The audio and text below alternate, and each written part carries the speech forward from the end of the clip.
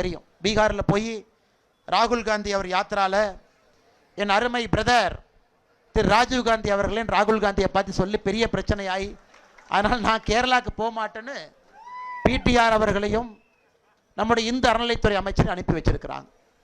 கேரள அரசே கம்யூனிஸ்ட் அரசே அங்கே ஒரு ஃப்ராடு.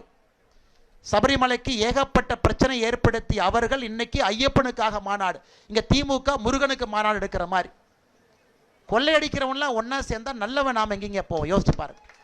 முருகனுக்கு மாநாடு தமிழகத்தினுடைய திமுக அரசு இவங்க எடுப்பாங்க, ஐயப்பனுக்கு மாநாடு கேரளாவில் கம்யூனிஸ்ட் அரசு எடுத்தா அப்போ இந்து முன்னணிக்கு தமிழ்நாட்டில் என்ன வேலைங்க? இந்து முன்னணி அவர்கள் எதற்காக முருக பக்தர்கள் மாநாடு நடத்தணும்?